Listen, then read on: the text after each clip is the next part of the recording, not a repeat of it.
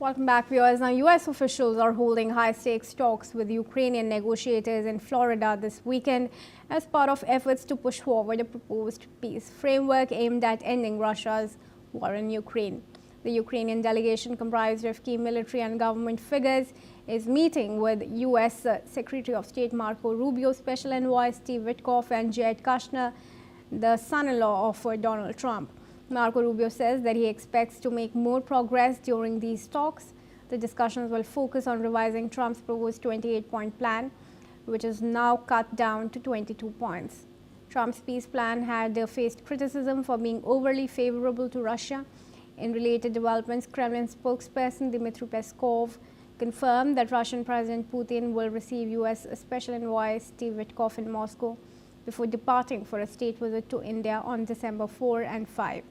The meeting underlines continuing diplomatic engagement between Russia and the U.S. amid ongoing negotiations. Talks are expected to continue through the week, including further discussions in Moscow. Alison Mutler, who is the former AP Bureau Chief in Romania, joins us live from Bucharest. Thank you, Alison, for joining us here at NewsX World. Good to see you. Alison, what's your take on the talks that are underway? Do you think any breakthrough will be achieved, the dignified end to the war that Zelensky is hoping for? Well, it's clear that the initial peace pact of 28 points, which was favorable to Russia, I don't think anybody can doubt that or deny that, has been changed to 22 points. We don't know exactly what it says, but it's clearly been watered down. Moscow's demands have been watered down. And it's to Ukraine's favor that they have three high-level negotiators with Marco Rubio in Florida discussing what's on the table. I think Moscow is very worried and is keeping up the pressure, which is exactly why a news came out on TASS, which is the Russian national news agency, that Witkoff would be received in Moscow before Putin's departure for a state visit in India this week. It's very important for Moscow to keep up the pressure politically, diplomatically, and also militarily. They are very worried that the new peace plan, which we haven't seen, has been watered down and is against their maximalist demands. So I think it's good for Ukraine that they have their top-level officials in Florida negotiating with Marco Rubio, who is one of the more intelligent members of the Trump administration. He actually is an expert. And I think this has left Moscow rather concerned. Do you think those concerns that Moscow will will be addressed in the meeting when Witkoff reaches Moscow? Oh, of course. I think this is a cat and mouse game, and it changes every time there's a meeting. So we had the initial plan that was basically thrown out by Europe and Ukraine in a very elegant and diplomatic way. They said, thank you for the plan, but it's not what we want. And they came up with an alternative plan. And now I think the US administration has a new plan. There will be compromises that Ukraine doesn't want to make, but they will not be the maximalist demands which Russia made, which is that Ukraine downsizes its military, that it never joins NATO, for example, and that Russia seizes territory that it hasn't conquered so far. That it hasn't seized. So I think Russia is worried. I think Ukraine is pushing as much as it can, but in a very diplomatic way. And Russia at the same time is keeping on the pressure, because the problem with Russia is it can't make compromises. Putin can't make compromises. He needs to have maximum victory here, maximalist demands to be able to stay in power. And Russia they are not flexible. They are not willing to give. They need to get as much as they can to consider it a victory. And they're not prepared to compromise their wishes, however unreasonable they are. All right, just stay on with us, Alison. We have some more information to give our viewers. The Russian Foreign Ministry spokeswoman Maria Zakharova says that Kyiv's attacks on all tankers in the Black Sea and the infrastructure of the Caspian Pipeline Consortium in Novorossiysk are aimed at derailing peace efforts between Ukraine and Russia. This comes as Kairos and Virat oil tankers issued distress calls in the Black Sea on Friday while on their way to Russia. According to Maria Zakharova, Ukrainian intelligence agency actually acknowledged their involvement in the recent attacks by posting related videos on their social media. All right.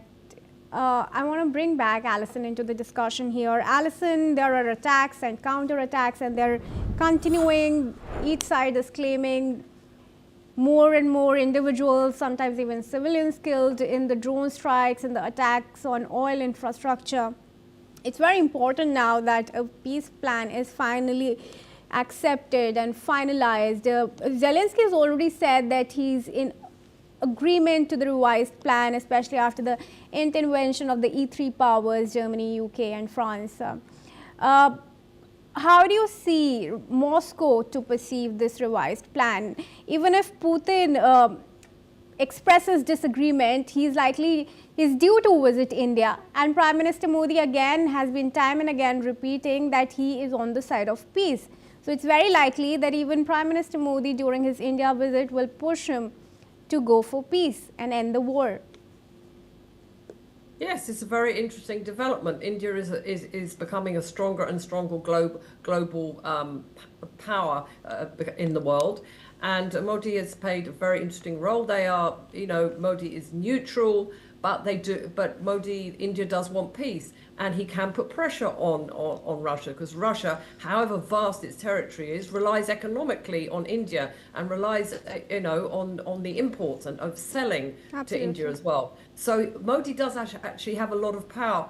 So Vladimir Putin, he has had the ear of the top Trump administration officials like Witkoff, for example, and Trump to a certain extent, not 100%, not necessarily Rubio, but the job that the Kremlin has to do at the moment is to make Ukraine look bad, paint them as, I think it was a terrorist state, it was said, paint them as undermining the peace talks. Whereas what we can see, Ukraine is targeting infrastructure, is making strategic attacks to weaken Russia's war efforts, whereas Moscow's attacks seem to designed to terrorize. There were strikes overnight in Kiev. There have been a lot of attacks on Kiev. Lots of people have died on residential buildings. And from what I can see, or what we can see with Ukraine, is they are targeting energy, naval ships. They're not targeting civilians. But Moscow has to make Ukraine look bad, like the bad guy, that they don't want peace, that they are trying to prolong the war. And that's what their hybrid war, but that's what their narrative, their propaganda has been saying all this year, ever since Donald Trump came to power for the second time. So their job is to make Ukraine look bad and make all kinds of accusations. Basically, most of them are false. All right. For now, I thank you, Alison, for joining us and speaking to us here at NewsX World. With that, viewers, let's move on to some more news in connection to the war. Russia's Foreign Minister Sergei Lavrov has said that Europe has effectively pulled away from any role in peace talks on Ukraine, accusing the European Union government of repeatedly undermining earlier agreements. Speaking in Moscow, Lavrov accused Europe of failing to uphold the 2014 political deal that followed the Maidan unrest and later did not enforce the Minsk Accords meant to stabilize eastern Ukraine.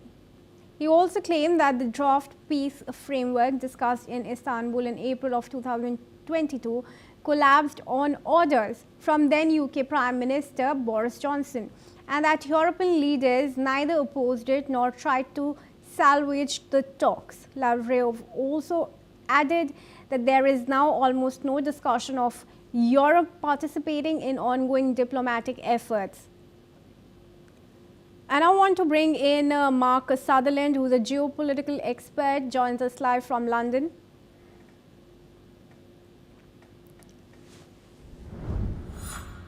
Thank you, Mark, for joining us. Yeah. Hi, Kriti. Hi. Thank you. How are you? Mark, what's your opinion on the statements that are coming from Lavrov? Do you really think that Europe is pulling away from peace negotiations?